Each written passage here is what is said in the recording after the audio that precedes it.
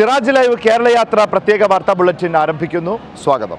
നന്മഴകായി വെൺമുകിലായി കേരള യാത്ര ഇതാ. ആദ്യം നോക്കാം പ്രധാന വാർത്തകൾ.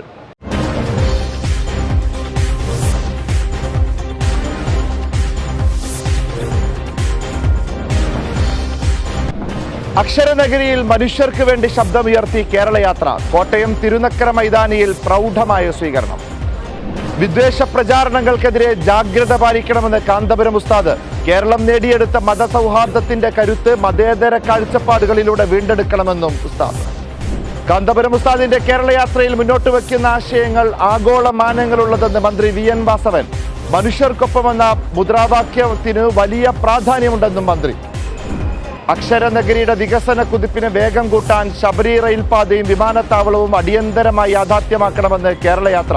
എറണാകുളം കോട്ടയം റൂട്ടിൽ കൂടുതൽ ബസ്സുകൾ അനുവദിക്കണമെന്നും നേതാക്കൾ.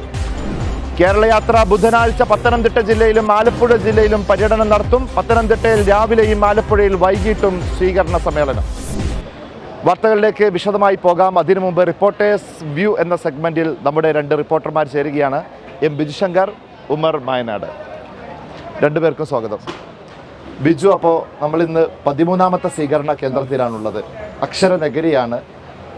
ഓരോ ജില്ലയിലെയും പോലെ തന്നെ ഇവിടെയും പ്രധാനപ്പെട്ട കുറേ നിർദ്ദേശങ്ങൾ കേരള മുസ്ലിം ജമാഅത്ത് മുന്നോട്ട് വെക്കുന്നുണ്ട്. അതൊന്ന് പറയാമോ? തീർച്ചയായും നമ്മുടെ ഓരോ ജില്ലയിലും കൃത്യമായ അവിടുത്തെ വികസന പ്രശ്നങ്ങൾ ഉന്നയിച്ചിട്ടുണ്ട്. അപ്പോൾ ഇവിടുത്തെ പൗരപ്രമുഖരുമായിട്ട് നടത്തുന്ന സ്നേഹവിരുന്നുകളിൽ അത്തരം നിർദ്ദേശങ്ങൾ കടന്നു വരുന്നുണ്ട്. ആ നിർദ്ദേശങ്ങൾ രേഖപ്പെടുത്തുക എന്നുള്ളത് ഒരു റൂട്ടീനായിട്ട് നമ്മൾ എല്ലാ സ്ഥലങ്ങളിലും നടത്തിയിട്ടുണ്ട്. ഇന്നിവിടെ പ്രധാനപ്പെട്ട വരുന്ന നിർദ്ദേശങ്ങൾ ശബരി ഒരു വിമാനത്താവളം എന്നുള്ള ഒരു ചർച്ച വളരെ കാലമായി നടക്കുന്നതാണ്. എരുമേലി കേന്ദ്രീകരിച്ചുകൊണ്ട് ശബരിമല ഉൾപ്പെടെയുള്ള പ്രദേശങ്ങളെ ഉൾക്കൊള്ളുന്ന ഒരു വിമാനത്താവളം, അതിൻ്റെ പ്രവർത്തനങ്ങൾ വളരെ കാലമായിട്ട് അതിനെക്കുറിച്ചുള്ള ചർച്ചകളൊക്കെ നടക്കുന്നതാണ്. ആ പദ്ധതി വളരെ സജീവമായി കൊണ്ടുവരണമെന്നും യാഥാർത്ഥ്യമാക്കണമെന്നുള്ള പ്രധാനപ്പെട്ട നിർദ്ദേശം ഇന്ന് വന്നിട്ടുണ്ട്. അതുപോലെ തന്നെ വൈക്കം റോഡ് റെയിൽവേ സ്റ്റേഷൻ വളരെ പ്രധാനപ്പെട്ട, കോട്ടയത്തുമായി ബന്ധപ്പെട്ട വളരെ പ്രധാനപ്പെട്ട റെയിൽവേ സ്റ്റേഷനാണ്. അവിടെ പ്രധാനപ്പെട്ട ട്രെയിനുകൾക്ക് സ്റ്റോപ്പില്ലാത്തൊരു വിഷയമുണ്ട്. അത് നേരത്തെ ജി ബാലകൃഷ്ണൻ ചീഫ് ജസ്റ്റിസ് ആയിരുന്ന കാലത്ത് അദ്ദേഹം കൊണ്ടുവന്ന ഒരു ട്രെയിൻ മാത്രമാണ് പ്രധാനപ്പെട്ട ട്രെയിൻ അവിടെ നിർത്തുന്നത്. അപ്പോൾ അതിന് ഒക്കെ മറികടന്നുകൊണ്ട് ജനങ്ങളുടെ പ്രശ്നങ്ങൾ ഏറ്റെടുത്തുകൊണ്ട് ആ വൈക്കം റോഡ് റെയിൽവേ സ്റ്റേഷനിൽ പ്രധാനപ്പെട്ട ട്രെയിനുകൾക്ക് സ്റ്റേഷൻ അനുവദിക്കണം എന്നുള്ള ഒരു പ്രധാനപ്പെട്ട നിർദ്ദേശം കൂടെ അതിൻ്റെ ഭാഗമായിട്ട് വന്നിട്ടുണ്ട്. പിന്നെ ഈ സമ്മേളനത്തിൽ ഇന്നത്തെ സമ്മേളനത്തിൽ മറ്റു പല കാര്യങ്ങളും ചർച്ചയായിട്ടുണ്ട്. ഇപ്പം ഉസ്താദിൻ്റെ പ്രസംഗത്തിൽ വളരെ പ്രധാനപ്പെട്ട കുറേ കാര്യങ്ങൾ വന്നു. ഉസ്താദിൻ്റെ പ്രസംഗത്തിൽ വളരെ അറിവും വിവേകവും എന്നുള്ളൊരു വളരെ പ്രധാനപ്പെട്ട ഒരു പോയിന്റ് ഉസ്താദ് പറഞ്ഞു. അറിവുണ്ടായതുകൊണ്ട് വിവേകം ഉണ്ടാവണമെന്നില്ല. അറിവും വിവേകവും ഇല്ലാത്തൊരു സമൂഹമായിട്ട്, അറിവുണ്ടാവുക അതേസമയം വിവേകമില്ലാതിരിക്കുന്ന ഒരു സമൂഹമായിട്ട് നമ്മുടെ കേരളീയ സമൂഹം മാറുന്നുണ്ടോ എന്നുള്ളൊരു ആശങ്ക അദ്ദേഹം പ്രകടിപ്പിക്കുന്നുണ്ട്. അത് പല കാര്യങ്ങളും, ഇപ്പോൾ സോഷ്യൽ മീഡിയയിൽ ഉപയോഗം ഉൾപ്പെടെയുള്ള കാര്യങ്ങളിൽ വന്നിട്ടുള്ള ഈ അറിവുള്ള സമൂഹമാണ് ഇതൊക്കെ ചെയ്യുന്നത്. പക്ഷേ അറിവിനെ വിവേകപൂർണമായിട്ട് ഉപയോഗിക്കുക എന്നുള്ളതാണ്. അപ്പൊ അറിവിനെ കുറിച്ചുള്ള വലിയ ഇൽമു എന്ന് പറയുന്ന വിഷയം വലിയ ചർച്ചയായിട്ടുണ്ട്. ബിജു, നമ്മളെ ടെർമിനോളജി പഠിച്ചെടുത്തു. എനിക്ക് വളരെ വിശാലമായ അർത്ഥത്തിലാണ് തോന്നി. കാരണം ഇന്ന് പ്രസംഗിച്ച പേരോട് ഉസ്താദും ഇൽമിനെ കുറിച്ച് തന്നെ പറയുന്നു. കാരണം ഇൽമ്, രണ്ട് ദാഹം മനുഷ്യന് കെടുത്താൻ കഴിയില്ല. ഒന്ന് ഇൽമിനെ കുറിച്ചുള്ള ദാഹം, ഒന്ന് സമ്പത്തിനെ കുറിച്ചുള്ള ദാഹം. അപ്പോൾ ഇൽമിന്റെ ദാഹം കെടാതെ സൂക്ഷിക്കുക, അപ്പോൾ അതെങ്ങനെ വിനിയോഗിക്കണം എന്നുള്ള ഒരു വലിയ ആഹ്വാനം ഇന്നത്തെ സമ്മേളനത്തിൽ ഉണ്ടായിട്ടുണ്ട്. അപ്പോൾ കാന്തപുരം ഉസ്താദിന്റെ പ്രസംഗത്തിൽ വന്നിട്ടുള്ള രണ്ട് പ്രധാനപ്പെട്ട കാര്യമാണ്. ഒന്ന്, ഇത് ഈ ഇതിന്റെ തടാകങ്ങളുടെ കായലുകളുടെ ഒരു പ്രധാനപ്പെട്ട കേന്ദ്രമാണല്ലോ. അപ്പോൾ കായലുകളുടെ സംരക്ഷണത്തെ കുറിച്ച് പറയുന്നുണ്ട്. അതുപോലെ തന്നെ പ്രകൃതി വിഭവങ്ങൾ എങ്ങനെ സംരക്ഷിക്കണം, അത്രയും പ്രകൃതിയുമായി ചേർന്ന് നിൽക്കുന്ന, അത് മനുഷ്യത്വത്തിന്റെ ഏറ്റവും വലിയ ഒരു സംഭവമാണല്ലോ കായലുകളുടെ സംരക്ഷണം. അതുപോലെ തന്നെ പ്രകൃതി വിഭവങ്ങളുടെ സംരക്ഷണം, ഇത്തരം കാര്യങ്ങളൊക്കെ ഉസ്താദിന്റെ പ്രസംഗത്തിൽ കടന്നു വന്നിട്ടുണ്ട്. പിന്നെ അതിന് വളരെ പ്രധാനപ്പെട്ട മറ്റൊരു കാര്യം, ഇന്നത്തെ വിഷയം ഏറ്റവും അപ്ഡേറ്റ് ആയിട്ടുള്ള കാര്യങ്ങളാണല്ലോ നമ്മുടെ ഈ ഓരോ പ്രസംഗത്തിലും കാണുന്നത്. അത് അത്ഭുതപ്പെടുത്തുന്നതാണ്. ഞാൻ ബിജിലേക്ക് വീണ്ടും വരാം. ഉമറിനോട് കൂടി കുറച്ച് കാര്യം. ഇപ്പോൾ ഉമറെ, ഇതിപ്പോൾ നമ്മുടെ സമ്മേളനം ഇന്ന് 13ാമത്തെ ദിവസത്തിൽ നിൽക്കുകയാണ് കേരള യാത്ര. കഴിഞ്ഞ 2 കേരള യാത്രയിൽ നിന്ന് വ്യത്യസ്തമായി കുറേയും കൂടി അപ്ഡേറ്റഡ് ആണ് ഇത്തവണ കേരള യാത്ര. പ്രത്യേകിച്ച് കേരള യാത്രയുടെ സംഘാടനത്തിലൊക്കെ വലിയ മാറ്റങ്ങൾ വന്നിട്ടുണ്ട്. വളരെ മികച്ച സംഘാടനമാണ്. എല്ലായിടത്തും പോകുമ്പോൾ ഒരേ രീതിയിലുള്ള സ്റ്റേജുകളും അവതരണങ്ങളും എല്ലാത്തിനും ഒരേ ഒരു പാറ്റേൺ ഉണ്ട്. അത് വളരെയധികം ശ്രദ്ധിക്കപ്പെട്ടിട്ടുണ്ട്. ഉമർ, ആ കാര്യങ്ങൾ ശ്രദ്ധിച്ചോ? അതായത് നമ്മൾ പല സ്റ്റേജുകളിലും വരുന്ന അതിഥികളൊക്കെ ഈ ഒരു സംഘാടനത്തെ പറ്റിയും ഈ ഒരു രീതിയെ പറ്റിയൊക്കെ പരാമർശിക്കപ്പെടുന്നത് നമ്മൾ കേൾക്കുക. ഇന്ന് നമ്മളത് കുറച്ചുകൂടെ ആഴത്തിൽ അതേപ്പറ്റി ഒന്ന് പഠിക്കാൻ തയ്യാറായി. അപ്പോഴാണ് മനസ്സിലായത് ഇത് ഒരു വർഷങ്ങളോളം എടുത്ത ഒരു പ്ലാനിങ്ങിന്റെ ഭാഗമാണ് ഈ ഒരു കേരള യാത്ര. അപ്പോൾ ഇപ്പൊ 2-3 വർഷം മുമ്പ് സംസ്ഥയുടെ സെന്റിനറിയുടെ ഭാഗമായിട്ട് കർമ്മസമായികം എന്ന പദ്ധതി പ്രഖ്യാപിച്ചു. അത് കേരള മുസ്ലിം ജമാഅത്ത് SVS ഫസ്റ്റ് ഘട്ടത്തിൽ SSFനായിരുന്നു. അത് അടുത്ത വർഷം SVS, ഈ വർഷം മുസ്ലിം ജമാഅത്ത്. ആ മുസ്ലിം ജമാഅത്തിന്റെ കർമ്മസമായികം പദ്ധതിയുടെ സമാപനം കൂടിയാണ് ഈ ഒരു കേരള യാത്ര. ഇതില്ലേ നമുക്കറിയാം, നമ്മൾ ഈ യാത്രയിൽ തന്നെ 1-3 വാഹനങ്ങൾ, എല്ലാ വാഹനങ്ങൾക്കും സീരിയൽ നമ്പർ ഇട്ടിട്ടുണ്ട്. ഈ 1-3 വാഹനങ്ങളിൽ ശരിക്കും അതിന്റെ ഒരു ഈ യാത്രയുടെ കണ്ണും കാതും ശരിക്കും ഈ 2 വാഹനങ്ങളിലുള്ള ആളുകളാണ്. അവരാണ് യാത്രയുടെ റിമോട്ട് ഈ കൺട്രോൾ ചെയ്യുന്ന ആളുകൾ. അതിൽ 2 വിട്ടുപോയത് എന്താ? 1-3 അങ്ങനെയാണ്. 1-3 വാഹനങ്ങളിലെ ഒരു 9 പേരാണ് ശരിക്കും. അതിൽ 9-ൽ ഒരാള് ഇവിടെ യാത്രയിലില്ല. അയാള് ശരിക്കും അവിടെ നിന്നുള്ള കൺട്രോളിങ് കാര്യങ്ങൾ എല്ലാവരും പേരുകളോട് പറയാനുള്ള സമയപ്പില്ലല്ലോ. അപ്പോൾ ആ രീതിയിലുള്ള ശരിക്കുള്ള ഒരു ആസൂത്രണമാണ് ശരിക്കും ഈ യാത്രയുടെ വിജയം. ഇനി പറയുകയാണെങ്കിൽ ഈ 1-2 കേരള യാത്രയുടെ അതിന് ശരിക്കും എണ്ണയിട്ട യന്ത്രം പോലെ പ്രവർത്തിച്ച ആളുകൾ തന്നെയാണ് ഈ യാത്ര. അത്രയും വലിയൊരു അനുഭവ പരിചയം ഇതിനകത്തുണ്ട്. എല്ലാ ദിവസവും ഇവര് അവലോകന യോഗങ്ങൾ ചേരാറുണ്ട്. ഇന്നും ചേർന്നിട്ടുണ്ട്. അങ്ങനെ ഓരോ ഡിഫക്റ്റുകളൊക്കെ വിലയിരുത്തി ഓരോ ദിവസത്തെയും പാളിച്ചകളും നേട്ടങ്ങളും വിലയിരുത്തിക്കൊണ്ടാണ് അടുത്ത ദിവസത്തേക്ക് മുന്നോട്ട് പോകുന്നത്. നമുക്കറിയാം, ഈ യാത്രയിൽ നമ്മൾ എല്ലായിടത്തും ശ്രദ്ധിച്ച പോലെ ഒരേ രീതിയിലാണ് എല്ലായിടത്തും സ്വീകരണങ്ങളും പരിപാടികളൊക്കെ ഒരേ രീതിയിലാണ് സംവിധാനിച്ചിട്ടുള്ളത്. അതൊക്കെ കേരളത്തിലുടനീളം ഈ ഒരു ഒരേ രീതിയിലുള്ള ഒരു പാറ്റേൺ കൊണ്ടുവരിക എന്ന് പറയുന്നത് അതൊരു വലിയ ശ്രമകരമായ കാര്യം തന്നെയാണ്. ഓരോ നമ്മൾ നേരത്തെ തന്നെ ഈ സെഷനിൽ പറഞ്ഞിട്ടുണ്ട്, പിന്നെ ഓരോ സ്ഥലത്തെയും ആവശ്യമായിട്ടുള്ള പദ്ധതികളും അവിടുത്തെ പോലും അത്ഭുതപ്പെടുത്തുന്ന രീതിയിലുള്ള ആവശ്യങ്ങളും പ്രമേയങ്ങളും ഒക്കെയാണ് കൊണ്ടുവരുന്നത്. അതിൽ പലതും പിന്നെ ഇപ്പോൾ നമ്മളെ ജില്ലയുടെ പുനഃക്രമീകരണം പോലത്തെ കാര്യങ്ങളൊക്കെ ഇപ്പോൾ ഇവിടുത്തെ രാഷ്ട്രീയ മണ്ഡലങ്ങൾ വരെ വലിയ ചർച്ചാ വിഷയമായിട്ട് ഇന്നിപ്പോ നമ്മള് ഈ പ്രധാനപ്പെട്ട നിങ്ങൾ ഈ പറഞ്ഞ ടീമിലുള്ള പ്രധാനപ്പെട്ട 3 പേരുടെ ഇന്റർവ്യൂ ഇന്ന് നമ്മൾ കൊടുത്തിട്ടുണ്ട്. മജീദ് കക്കാട് സാറ്, അപ്പോൾ തന്നെ അലി അബ്ദുള്ള സാറ്, പറവൂർ മാഷി, 3 ആളുകളുടെ ഇന്റർവ്യൂ നമ്മൾ ഇന്ന് കൊടുത്തിട്ടുണ്ട്. അതിനകത്തും അവർ ഈ കാര്യങ്ങളെ കുറിച്ചൊക്കെ വിശദമായിട്ട് പറയുന്നുണ്ട്. എങ്ങനെയാണ് ഇതിന്റെ അപ്പോൾ കേരള യാത്രയിലെ ഓരോ വിഷയങ്ങൾ തിരഞ്ഞെടുക്കുന്നത്, എങ്ങനെയാണ് ആ വിഷയങ്ങൾ ചർച്ചയാവുന്ന രീതി, ഇതൊക്കെ വിശദമായിട്ട് പറയുന്നുണ്ട്. അപ്പം ഒരു well studied and well planned ആയിട്ടുള്ള ഒരു ഓർഗനൈസേഷൻ ആണ് ഇത് എന്നുള്ളത് തന്നെയാണ്. അത് പെട്ടെന്നുണ്ടാക്കിയോ തട്ടിക്കൂട്ടിയ ഒരു പരിപാടി അല്ല എന്ന് നമുക്ക് ഞാൻ ഇതിനെ പറ്റി പഠിച്ചപ്പോൾ മനസ്സിലായി. ബിജു നേരത്തെ എന്തോ ഒരു കാര്യം പറഞ്ഞു. ഞാൻ പറഞ്ഞു വന്ന ഇതാണ്, ഏറ്റവും അപ്ഡേറ്റ് ആയിട്ടുള്ള കാര്യങ്ങൾ സംസാരിക്കുക എന്നുള്ളത് വളരെ ആഹ്ലാദകരവും ആവേശഭരിതവുമായി തോന്നാറുണ്ട്. അതിൽ പ്രധാനപ്പെട്ടത് ബുഖാരി തങ്ങളുടെ പ്രസംഗമാണ്.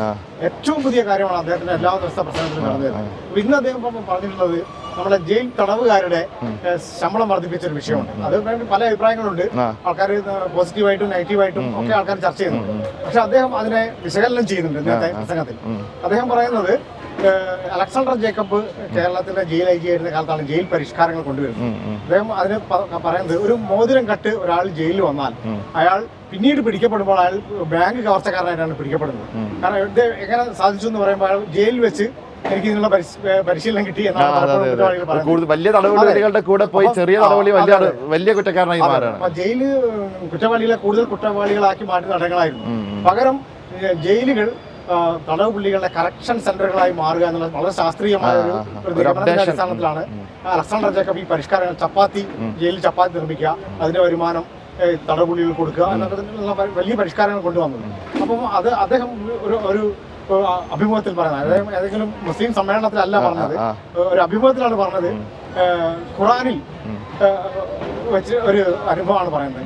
ഈ ബദർ യുദ്ധത്തിൽ പിടിക്കപ്പെട്ട തടവുകാരെ പ്രവാചകർ എങ്ങനെയാണ് കൈകാര്യം ചെയ്തത് എന്ന് അന്വേഷിച്ചപ്പോൾ അവരെ കുറ്റവാളികളായിട്ടുള്ള കാര്യം ചെയ്യുക, അവരെ നന്മ ഉണർത്തുന്ന രൂപത്തിൽ, അവരെ മനുഷ്യരാക്കി മാറ്റുന്ന രൂപത്തിൽ ആണ് കൈകാര്യം ചെയ്തിട്ടുള്ളത് എന്ന് കണ്ടെത്തുകയും അപ്പൊ തടവ് പുള്ളികളെ എങ്ങനെ സംസ്കരിച്ചെടുക്കാമെന്നുള്ള ആശയം അതിൽ നിന്നാണ് വരുന്നത്.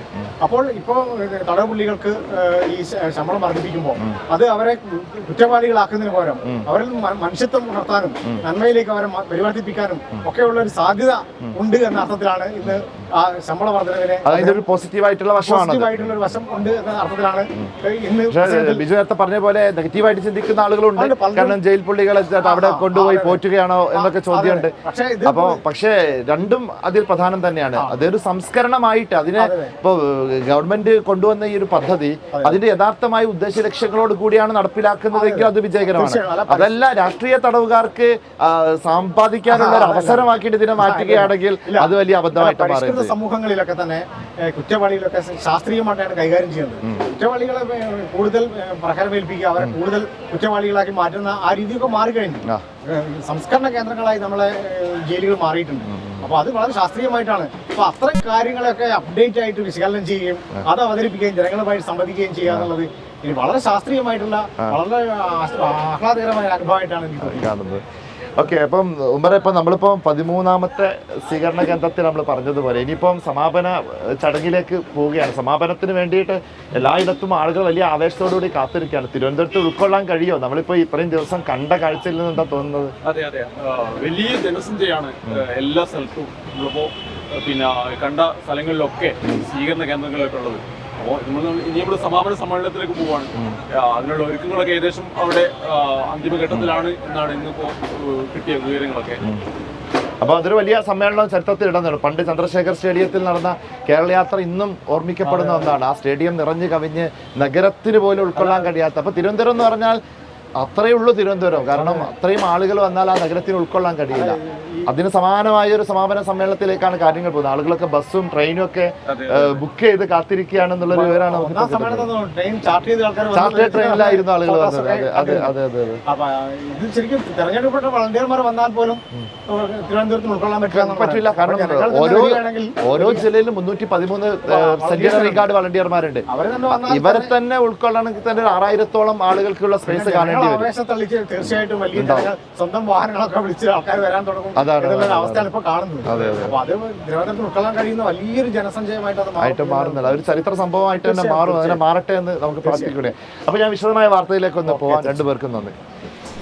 അക്ഷരത്തിന്റെ കയ്യൊപ്പുള്ള കോട്ടയത്തിന്റെ മണ്ണിൽ അച്ചടക്കത്തിന്റെയും ആദർശത്തിന്റെയും ഗാഥ രചിച്ച് കേരളയാത്ര. കാന്തപുരം ഉസ്താദ് നയിക്കുന്ന കേരളയാത്രയ്ക്ക് കോട്ടയം ഹൃദയപൂർണമായ വരവേൽപ്പാണ് നൽകിയത്. പാരമ്പര്യ ഇസ്ലാമിക വിജ്ഞാനീയങ്ങളുടെയും മതസൗഹാർദ്ദത്തിന്റെയും തണലിൽ വളർന്ന കോട്ടയത്തിന്റെ സാംസ്കാരിക പൈതൃകത്തിന് ഊർജം പകരുന്നതായിരുന്നു ഇന്നത്തെ സ്വീകരണം.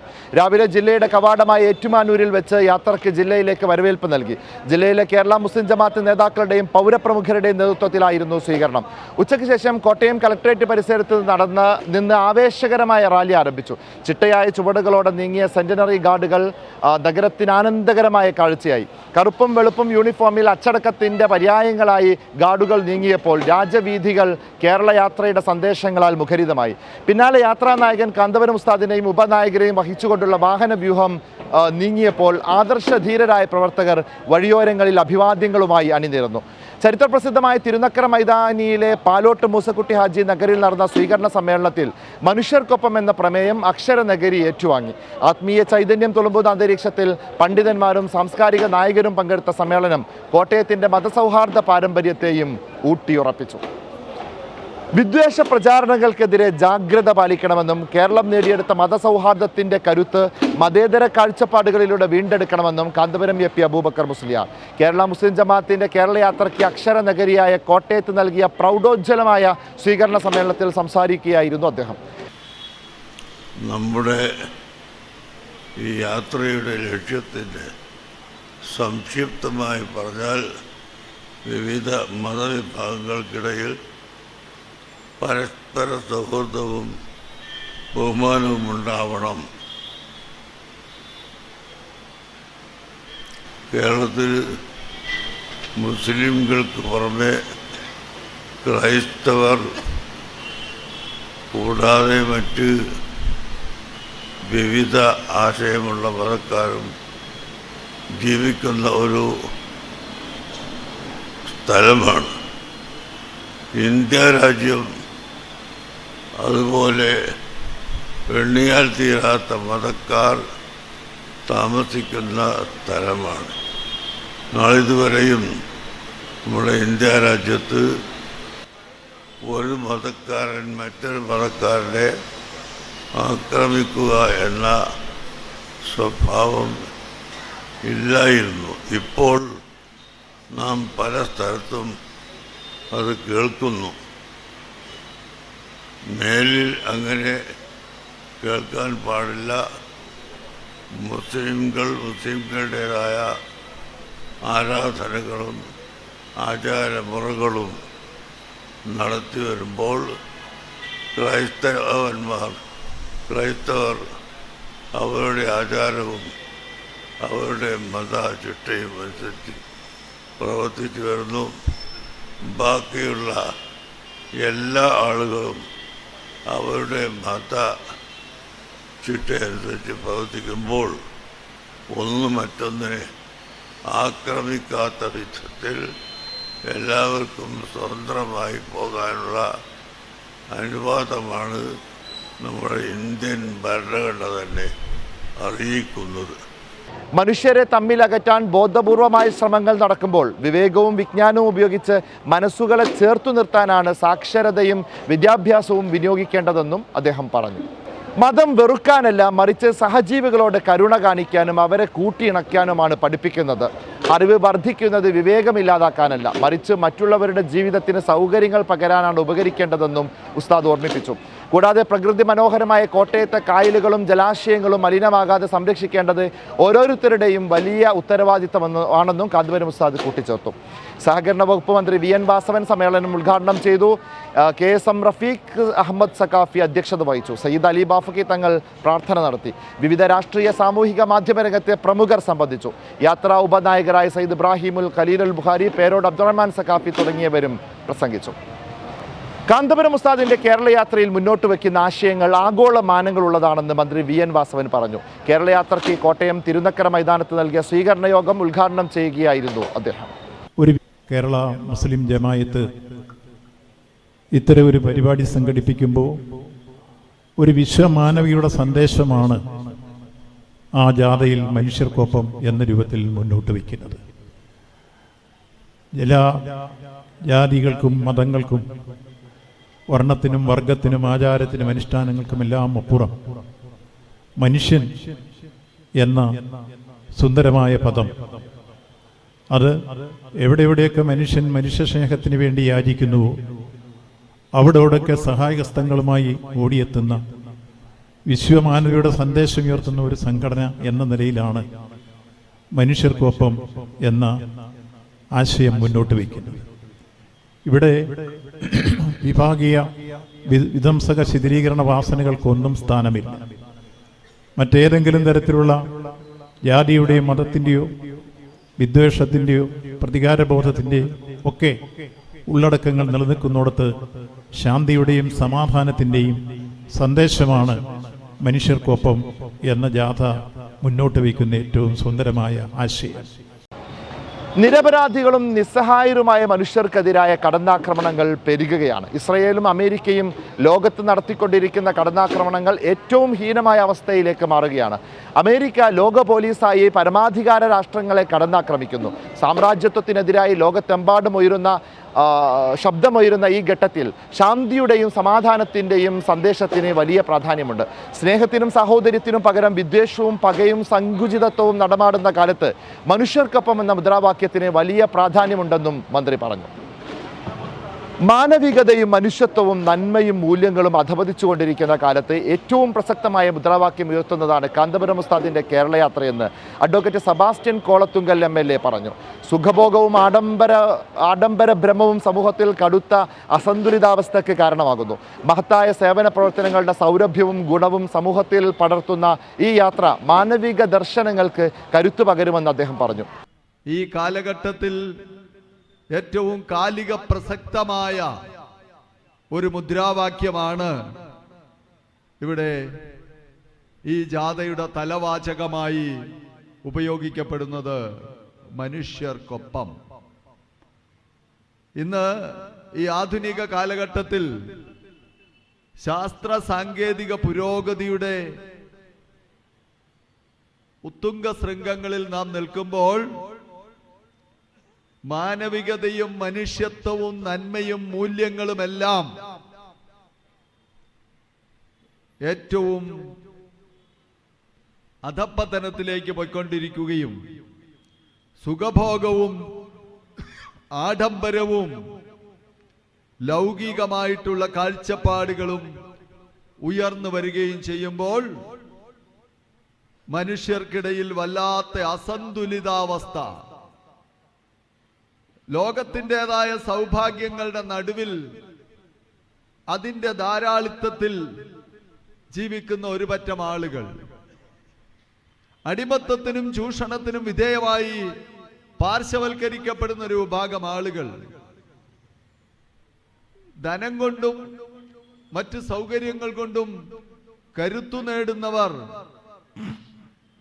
മറ്റുള്ളവരെ തഴയുന്ന ഒരു സ്ഥിതി, സ്ത്രീകളും കുട്ടികളും അടക്കം പാർശ്വവൽക്കരിക്കപ്പെടുകയും പീഡിപ്പിക്കപ്പെടുകയും ചെയ്യുന്ന ഒരു കാലഘട്ടം. അവിടെ എല്ലാവരെയും ചേർത്ത് പിടിക്കുന്ന, എല്ലാ മനുഷ്യർക്കും സ്നേഹവും സാഹോദര്യവും കരുതലും ആ സന്ദേശം പകർന്നു നൽകുന്ന ഒരു യാത്ര ഈ കാലഘട്ടത്തിന്റെ അനിവാര്യമായ ഒരു ആവശ്യമാണ്. പലരും പുറത്ത് നല്ലത് പറയുകയും ഉള്ളിൽ നിക്ഷിപ്ത താല്പര്യങ്ങൾ കൊണ്ട് നടക്കുകയും ചെയ്യുന്ന കാലത്ത് തുറന്ന മനസ്സുമായുള്ള കാന്തപുരം ഉസ്താദിന്റെ യാത്ര ഏറെ സവിശേഷതയുള്ളതാണെന്ന് chamber of commerce president Thomas പറഞ്ഞു. സമൂഹത്തിലെ ജീർണത തുടച്ചു നീക്കാൻ ജനഹൃദയങ്ങളിൽ വെളിച്ചം വീശുന്നതാണ് ഈ യാത്രയെന്നും അദ്ദേഹം കൂട്ടിച്ചേർത്തു. ഈ യാത്രയുടെ സന്ദേശം നോക്കുകയുണ്ടായി. നമ്മൾ സാധാരണ അദ്ദേഹത്തെ നമ്മളൊരു മതപണ്ഡിതൻ, ഒരു പ്രബോധകൻ, അങ്ങനെ ഒരു വലിയ രീതിയിൽ നമ്മൾ കാണുന്നു. എന്നാൽ അദ്ദേഹം ഉൾക്കൊള്ളുന്ന ഈ പ്രസ്ഥാനം അതിൻ്റെ 100ാം വാർഷികം ആഘോഷിക്കുന്ന ഈ ഘട്ടത്തിൽ ഇന്ന് വലിയ വിശാലമായ ഒരു ക്യാൻവാസിലേക്ക് അതിൻ്റെ പ്രവർത്തനം വ്യാപിപ്പിക്കുകയാണ്. മതപരമായിട്ടോ വിദ്യാഭ്യാസപരമായിട്ടോ ഉള്ള കാര്യങ്ങളിൽ മാത്രം ഒതുങ്ങി നിന്നാൽ പോരാ, സാമൂഹ്യ പരിഷ്കരണ രംഗത്ത് ഒരുപക്ഷെ ഇന്ന് നമ്മൾ അങ്ങനെയാണെന്ന് വിചാരിക്കുന്ന പല പ്രസ്ഥാനങ്ങളും പുറം മോടിയിൽ മാത്രം അതൊക്കെ നിലനിർത്തി ഉള്ളിൽ നിക്ഷിപ്തമായ താല്പര്യങ്ങളുമായി മുമ്പോട്ട് പോകുമ്പോൾ വളരെ ജെനുവിനായിട്ടുള്ള ഇത്തരം പ്രസ്ഥാനങ്ങൾ ഇന്ന് സമൂഹത്തിലേക്ക് ഇറങ്ങി ഈ സമൂഹത്തിലെ ജീർണതകളെ തുടച്ചു നീക്കാൻ ഒരുമ്പെടേണ്ടത് വളരെ ആവശ്യമാണ്. ഇനി ഒരിടവേള. ലോകത്തെവിടെ നിന്നും നീറ്റ് JEE എൻട്രൻസ് എക്സാമുകൾക്ക് തയ്യാറെടുക്കാം. ക്രിസാലിസിനൊപ്പം കേരളത്തിലെ എൻട്രൻസ് സ്ഥാപനങ്ങളിൽ ഏറ്റവും മികച്ച സ്ട്രൈക്ക് റേറ്റ് ഉള്ള ക്രിസാലിസ് ഇനി നിങ്ങൾക്കൊപ്പം, നിങ്ങളുടെ വിരൽത്തുമ്പിൽ. കേരളത്തിലെ പ്രഗത്ഭരായ അധ്യാപകർ കൈകാര്യം ചെയ്യുന്ന പ്രീ റെക്കോർഡഡ് ക്ലാസുകൾ, live interactive sessions and free mock-up exam. ഇനി എൻട്രൻസ് പഠനം സൂപ്പർ ഈസി. ഓരോ സ്വപ്നവും തുടങ്ങുന്നത് ചെറിയ ചുവടിൽ നിന്നാണ്. നിങ്ങളുടെ ആദ്യ ചുവടുവെപ്പ് ക്രിസാലിസിനൊപ്പം ആവട്ടെ. Chrysalis learning app. Your quest for excellence ends here. Contact 8086551999. കേരളത്തിൽ തടവ് പുള്ളികളുടെ വേതനം വർദ്ധിപ്പിച്ച നടപടി ജയിൽ കുറ്റവാളികളുടെ ആത്മസംസ്കരണത്തിനുള്ള പദ്ധതികളുടെ ഭാഗമാണെന്ന് കാണാൻ കഴിയുമെന്ന് യാത്രാ ഉപനായകൻ ഖലീൽ അൽ ബുഖാരി തങ്ങൾ പറഞ്ഞു. ബദർ യുദ്ധത്തിൽ പിടിക്കപ്പെട്ട തടവുകാരെ പ്രവാചകർ എങ്ങനെയാണ് കൈകാര്യം ചെയ്തത് എന്ന പാഠം ജയിൽ നവീകരണ പദ്ധതികൾക്ക് പിന്നിൽ ഉണ്ടെന്ന് ജയിലിൽ ചപ്പാത്തി നിർമ്മാണം കൊണ്ടുവന്ന മുൻ IG അലക്സാണ്ടർ ജേക്കബ് പറഞ്ഞ കാര്യവും അദ്ദേഹം ഓർമ്മിച്ചു. ഇന്ന് ഏറ്റവും ചൂടുള്ള വാർത്ത ഇവിടെ ജയിൽ പുള്ളികൾക്ക് ശമ്പളം വർദ്ധിപ്പിച്ചു എന്നത് നിങ്ങൾ അറിഞ്ഞിരിക്കുമല്ലോ. 60 രൂപ വേതനം ലഭിച്ചിരുന്നത് 620ഉം 530ഉമായി ഉയർത്തിയെന്ന് പറയുമ്പോൾ ഈ തിരിച്ചറിവ് അലക്സാണ്ടർ ജേക്കബാണല്ലോ ആദ്യമായി തുടങ്ങിയത്. മുൻ DGP അലക്സാണ്ടർ ജേക്കബ് പറഞ്ഞത് നിങ്ങൾ കേട്ടിരിക്കുമല്ലോ. അദ്ദേഹം ഒരു മീലാദ് സമ്മേളനത്തിലോ അല്ലെങ്കിൽ മതസൗഹാർദ്ദ സമ്മേളനത്തിലോ പറഞ്ഞതല്ല. അദ്ദേഹത്തിൻ്റെ ഒരു ഇൻ്റർവ്യൂവിൽ അദ്ദേഹം പറഞ്ഞതാണ്, ഇങ്ങനൊരു ചിന്ത എൻ്റെ മനസ്സിൽ ഉദിച്ചത്. അഥവാ ആദ്യകാലങ്ങളിലൊക്കെ ജയിൽ പുള്ളികൾ, ഒരു മൂതരം കട്ടവൻ ജയിലടക്കപ്പെട്ടാൽ അവൻ മാസങ്ങൾ വർഷങ്ങൾ കഴിഞ്ഞ് വരുമ്പോൾ ബാങ്ക് കൊള്ളക്കാരനായിട്ടാണ് അത് പഠിച്ചുകൊണ്ട് പിന്നെ അവനെ പിടിക്കപ്പെടുന്നത് ബാങ്ക് കൊള്ളക്കാരനായിട്ടാണ്. അവരോട് എവിടെ നിന്ന് ഇത് പഠിച്ചു എന്ന് ചോദിച്ചാൽ ജയിലിൽ നിന്ന് പഠിച്ചു എന്നായിരുന്നു. ഇവിടെയാണ് അലക്സാണ്ടർ ജേക്കബ് ഇതിനൊരു മാറ്റം വരുത്തി. ജയിൽ പുള്ളികൾക്ക് അവരുടെ സ്കിൽ ഡെവലപ്മെന്റ്, അവരെ കഴിവുകൾ വളർത്തിയെടുക്കുക, അക്ഷാഭ്യാസങ്ങൾ നൽകുക, അവരുടെ കഴിവുകൾ പരിപോഷിപ്പിക്കുക. ജയിൽ ചപ്പാത്തി എന്ന ശിഷ്ടങ്ങൾ, ഈ ജയിൽ ചപ്പാത്തി കൊണ്ട് വിറ്റ കാശുകളെ കൊണ്ട്, സ്വരൂപിച്ച കാശുകളെ കൊണ്ട് പുതിയ ജയിൽ കേരളത്തിൽ പടുത്തുയർത്തിയത്. അയൽ രാജ്യങ്ങളും പരിസരങ്ങളിലും വെള്ളപ്പൊക്കങ്ങളും മറ്റ് പല പ്രകൃതി ദുരന്തങ്ങളും വരുമ്പോൾ ഇവിടുന്ന് നൽകുന്ന ജയിൽ ചപ്പാത്തികൾ, ഇതെല്ലാം തിരിച്ചറിവ് എവിടുന്ന് കിട്ടി? അദ്ദേഹം തന്നെ പറഞ്ഞു, ഞാൻ പ്രവാചക തിരുമേനി സ്വല്ലല്ലാഹു അലൈഹി വസല്ലം തങ്ങൾ ബദർ ദിനത്തിൽ പിടിക്കപ്പെട്ട ബന്ദികളെ എങ്ങനെ കൈകാര്യം ചെയ്തു എന്ന് വായിച്ചപ്പോഴാണ് എനിക്കിത് മനസ്സിലാക്കാൻ കഴിഞ്ഞത്. സർവ്വജനങ്ങളുടെയും സഹകരണം കൊണ്ടാണ് മനുഷ്യർ മാന്യമായി ജീവിക്കുന്നതെന്ന് യാത്രാ ഉപനായകൻ പേരോട് അബ്ദുറഹ്മാൻ സഖാഫി പറഞ്ഞു. മനുഷ്യരുടെ മനസ്സുകൾ തമ്മിൽ ഇണങ്ങിയാൽ അത് ഉന്നതമായ സംസ്കാരമായി മാറുമെന്നും പേരോട് ഉസ്താദ് കൂട്ടിച്ചേർത്തു. നമ്മളുടെ ജീവിതത്തിൽ നമ്മൾ ദിനേന ഉപയോഗിക്കുന്ന വസ്തുക്കളും ഉപകരിക്കുന്ന വസ്തുക്കളും അതിൻ്റെ പിന്നിൽ പ്രവർത്തിച്ച ജനങ്ങൾ, അത് കേവലം മുസ്ലിമീങ്ങൾ മാത്രമല്ല, ക്രൈസ്തവർ മാത്രമല്ല, ഹൈന്ദവർ മാത്രമല്ല, മതമുള്ളവർ മാത്രമല്ല, മതമില്ലാത്തവർ മാത്രമല്ല, സർവ്വജനങ്ങളുടെയും സഹകരണം കൊണ്ടല്ലേ മനുഷ്യൻ ഇവിടെ മാന്യമായി ജീവിച്ചുകൊണ്ടിരിക്കുന്നത്. ആരെയാണ് മാറ്റി നിർത്താൻ സാധിക്കുക? ആ മനുഷ്യർക്കൊപ്പം മനുഷ്യന്റെ മനസ്സും കൂടി ഇണങ്ങി വന്നാൽ എത്ര പുരോഗതിയായിരിക്കും, എത്ര വലിയ ഉന്നതമായ സംസ്കാരമായിരിക്കും നമ്മുടെ രാജ്യത്തിന് നേടാൻ സാധിക്കുക. അതുകൊണ്ട് തന്നെ ഉപകാരം ചെയ്യുന്നതിലും അതേപോലെ കാരുണ്യം ചെയ്യുന്നതിലും സഹായിക്കുന്നതിലും സഹകരിക്കുന്നതിലും ചേർന്ന് നിൽക്കുന്നതിലും എല്ലാവരും മനുഷ്യർക്കൊപ്പമാവുക. അക്ഷരനഗരിയുടെ വികസന കുതിപ്പിന് വേഗത കൂട്ടാൻ ശബരി റെയിൽപാതയും വിമാനത്താവളവും അടിയന്തരമായി യാഥാർത്ഥ്യമാക്കണമെന്ന് കേരള യാത്ര. കോട്ടയം എറണാകുളം റൂട്ടിലെ വൈക്കം റോഡ് റെയിൽവേ സ്റ്റേഷനിൽ വേണാട് മലബാർ ഐലൻഡ് എക്സ്പ്രസുകൾക്ക് കൂടി സ്റ്റോപ്പ് അനുവദിക്കണമെന്നും അങ്കമാലി എരുമേലി ശബരി റെയിൽപാതയുടെയും എരുമേലി അന്താരാഷ്ട്ര വിമാനത്താവളത്തിൻ്റെയും നിർമ്മാണ പ്രവർത്തനങ്ങൾ അടിയന്തരമായി ആരംഭിക്കണമെന്നും കേരള മുസ്ലിം ജമാഅത്ത് നേതാക്കൾ വാർത്താക്കുറിപ്പിൽ ആവശ്യപ്പെട്ടു. കോട്ടയം നഗരത്തിലെ ഗതാഗതക്കുരുക്കിന് പരിഹാരമായി കഞ്ഞിക്കുഴിയിൽ ഫ്ലൈ ഓവർ നിർമ്മിക്കണം. മെഡിക്കൽ കോളേജ് പരിസരത്ത് തിരക്കൊഴിവാക്കാൻ സംക്രാന്തിയിലെ പേരൂർ റോഡ് വീതി കൂട്ടണം. ജില്ലയുടെ കിഴക്കൻ മേഖലകളിൽ നിന്ന് മലബാറിലേക്ക് കൂടുതൽ KSRTC സർവീസുകൾ ആരംഭിക്കണമെന്നും നേതാക്കൾ ആവശ്യപ്പെട്ടു. വീണ്ടും ഒരിടവേള.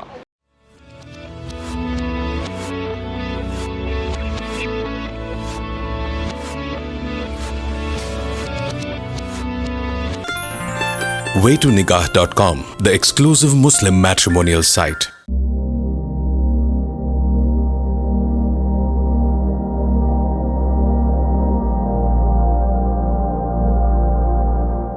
സാക്ഷരതയിൽ മുന്നിട്ട് നിൽക്കുന്ന കോട്ടയം ജില്ലയുടെ സമഗ്ര വികസനത്തിനായി പുതിയ കർമ്മ പദ്ധതികൾ വേണമെന്ന് സ്നേഹവിരുന്നിൽ പങ്കെടുത്ത പ്രമുഖർ അഭിപ്രായപ്പെട്ടു. കേരളയാത്രയുടെ ഭാഗമായി കുമാരനെല്ലൂർ കോഫി ഹൗസ് ഓഡിറ്റോറിയത്തിൽ നടന്ന സംഗമം ജില്ലയുടെ വിവിധ പ്രശ്നങ്ങൾ ചർച്ച ചെയ്യുന്ന വേദിയായി മാറി. നഗരത്തിലെ ഗതാഗതക്കുരുക്കിന് ശാശ്വതമായ പരിഹാരം കാണണമെന്നും കഞ്ഞിക്കുഴിക്കടവ് ഭാഗത്തെ ബസ് സ്റ്റോപ്പുകൾ പുനഃക്രമീകരിക്കണമെന്നും ആവശ്യമുയർന്നു. ഉന്നത വിദ്യാഭ്യാസ രംഗത്ത് കൂടുതൽ അവസരങ്ങൾ സൃഷ്ടിക്കുന്നതിനൊപ്പം എരുമേലി വിമാനത്താവളം യാഥാർത്ഥ്യമാക്കണമെന്നും വിനോദസഞ്ചാര മേഖലയെ യുവാക്കളുടെ തൊഴിലവസരങ്ങളുമായി ബന്ധിപ്പിക്കണമെന്നും പ്രതിനിധികൾ പറഞ്ഞു.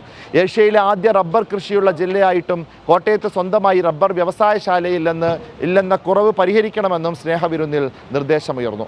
രാത്രികാലങ്ങളിൽ കോട്ടയം മെഡിക്കൽ കോളേജിലേക്കും എറണാകുളം റൂട്ടിലും അനുഭവപ്പെടുന്ന യാത്രാ ദുരിതം പരിഹരിക്കാൻ നടപടി വേണം. വൈക്കം റോഡ് റെയിൽവേ സ്റ്റേഷനിൽ നിർത്തലാക്കിയ സ്റ്റോപ്പുകൾ പുനഃസ്ഥാപിക്കണമെന്നും ആവശ്യമുയർന്നു. ലഹരി വിപത്തിനെതിരെ എല്ലാ മതവിഭാഗങ്ങളും സംയുക്തമായി ബോധവൽക്കരണം നടത്തണമെന്ന് വിദ്യാഭ്യാസ പ്രവർത്തകർ അഭിപ്രായപ്പെട്ടു. അബ്ദുൽ നാസർ മഅദനിക്ക് നീതി ലഭ്യമാക്കാൻ കാന്തപുരം ഉസ്താദ് നടത്തിയ ഇടപെടലുകളെ PDP പ്രതിനിധികൾ യോഗത്തിൽ അനുസ്മരിച്ചു. കേരള മുസ്ലിം ജമാഅത്ത് സംസ്ഥാന സെക്രട്ടറി വണ്ടൂർ അബ്ദുറഹ്മാൻ ഫൈസി അധ്യക്ഷത വഹിച്ചു. N. അലി അബ്ദുള്ള കീനോട്ട് അവതരിപ്പിച്ചു. രാഷ്ട്രീയ, സാമൂഹിക, സാംസ്കാരിക രംഗത്തെ പ്രമുഖരും ചർച്ചയിൽ പങ്കെടുത്തു. കാന്തപുരം ഉസ്താദ് നയിക്കുന്ന കേരള യാത്ര ബുധനാഴ്ച പത്തനംതിട്ട ജില്ലയിലും തുടർന്ന് ആലപ്പുഴ ജില്ലയിലും പര്യടനം നടത്തും. രാവിലെ 9 മണിക്ക് തിരുവല്ലയിൽ വെച്ചാണ് പത്തനംതിട്ട ജില്ലാ അതിർത്തിയിൽ യാത്രയെ സ്വീകരിക്കുക. തുടർന്ന് 9:30 ജാഥാ സ്വീകരണവും 10 മണിക്ക് പത്തനംതിട്ട കോയപ്പ കുഞ്ഞായി മുസ്ലിയാർ നഗരിൽ സ്വീകരണ സമ്മേളനവും നടക്കും. പത്തനംതിട്ടയിലെ പര്യടനത്തിന് ശേഷം ഉച്ചയോടെ യാത്ര ആലപ്പുഴ ജില്ലയിലേക്ക് പ്രവേശിക്കും. ഉച്ചയ്ക്ക് 3 മണിക്ക് ആരിക്കാട് കുളങ്ങരയിൽ വെച്ച് ജില്ലയിലേക്ക് യാത്രയെ വരവേൽക്കും. വൈകുന്നേരം 4 മണിക്ക് കായംകുളത്ത് നടക്കുന്ന ജാഥാ സ്വീകരണത്തിന് ശേഷം 5 മണിക്ക് കായംകുളം പുതിയ വീട്ടിൽ അബ്ദുള്ള മുസ്ലിയാർ നഗരിൽ സ്വീകരണ സമ്മേളനം നടക്കും. പ്രധാന വാർത്തകൾ വീണ്ടും. അക്ഷരനഗരിയിൽ മനുഷ്യർക്ക് വേണ്ടി ശബ്ദമുയർത്തി കേരള യാത്ര. കോട്ടയം തിരുനക്കര മൈതാനിയിൽ പ്രൗഢമായ സ്വീകരണം. വിദ്വേഷ പ്രചാരണങ്ങൾക്കെതിരെ ജാഗ്രത പാലിക്കണമെന്ന് കാന്തപുരം ഉസ്താദ്. കേരളം നേടിയെടുത്ത മതസൗഹാർദ്ദത്തിന്റെ കരുത്ത് മതേതര കാഴ്ചപ്പാടുകളിലൂടെ വീണ്ടെടുക്കണമെന്നും ഉസ്താദ്. കാന്തപുരം ഉസ്താദിന്റെ കേരള യാത്രയിൽ മുന്നോട്ട് വയ്ക്കുന്ന ആശയങ്ങൾ ആഗോള മാനങ്ങളുള്ളതെന്ന് മന്ത്രി VN വാസവൻ. മനുഷ്യർക്കൊപ്പമെന്ന മുദ്രാവാക്യത്തിന് വലിയ പ്രാധാന്യമുണ്ടെന്നും മന്ത്രി. അക്ഷരനഗരിയുടെ വികസന കുതിപ്പിന് വേഗം കൂട്ടാൻ ശബരി റെയിൽപാതയും വിമാനത്താവളവും അടിയന്തരമായി യാഥാർത്ഥ്യമാക്കണമെന്ന് കേരള യാത്ര. എറണാകുളം കോട്ടയം റൂട്ടിൽ കൂടുതൽ ബസ്സുകൾ അനുവദിക്കണമെന്നും നേതാക്കൾ. കേരള യാത്ര ബുധനാഴ്ച പത്തനംതിട്ട ജില്ലയിലും ആലപ്പുഴ ജില്ലയിലും പര്യടനം നടത്തും. പത്തനംതിട്ടയിൽ രാവിലെയും ആലപ്പുഴയിൽ വൈകിട്ടും സ്വീകരണ സമ്മേളനം. അപ്പോൾ ഈ വാർത്താ ബുള്ളറ്റിൻ ഇവിടെ പൂർത്തിയാവുകയാണ്. കേരള യാത്ര അവസാനിക്കാൻ ഇനി ദിവസങ്ങൾ മാത്രമാണ് ബാക്കിയുള്ളത്. എല്ലാ ഇടങ്ങളിലും കേരള യാത്ര വലിയ ചരിത്രമായി മാറിക്കൊണ്ടിരിക്കുന്നു. പുതിയ നിർദ്ദേശങ്ങൾ മുന്നോട്ട് വെച്ച് ഒരു മതസംഘടന നടത്തുന്ന മനുഷ്യർക്കൊപ്പമുള്ള പരിപാടി എങ്ങനെയായിരിക്കുമെന്ന മുൻധാരണകളെ തീർച്ചയായിട്ടും തിരുത്തുകയാണ് കേരള യാത്ര ചെയ്യുന്നത്. ഓരോ സ്ഥലത്തെത്തുമ്പോഴും അവിടുത്തെ പ്രാധാന്യമുള്ള വിഷയങ്ങളെടുത്ത് അത് അധികാരികളിലേക്ക് മുന്നിലെത്തിക്കാനാണ് നമ്മുടെ നേതാക്കൾ ശ്രമിച്ചുകൊണ്ടിരിക്കുന്നത്. അപ്പോൾ കേരള യാത്രയുടെ ഏറ്റവും പുതിയ അപ്ഡേറ്റുകൾക്കും വിശേഷങ്ങൾക്കും നിങ്ങൾ ഒരു കാര്യം ചെയ്യണം. സിറാജ് ലൈവിൻ്റെ സബ്സ്ക്രിപ്ഷൻ ഇപ്പോൾ തന്നെ സിറാജ് ലൈവിൻ്റെ യൂട്യൂബ് ചാനലും ഫേസ്ബുക്ക് പേജും ഇൻസ്റ്റാഗ്രാം പേജും ഒക്കെ ഇപ്പോൾ തന്നെ ഫോളോ ചെയ്യുക. ഏറ്റവും പുതിയ അപ്ഡേറ്റുകൾ കൃത്യമായി ഞങ്ങൾ നിങ്ങളിൽ എത്തിക്കും. അപ്പോൾ sign off by Syed Ali Shiyab, with cameraman Muhammad Shabeer. നന്മഴകായി വെൺമുകിലായി കേരള യാത്ര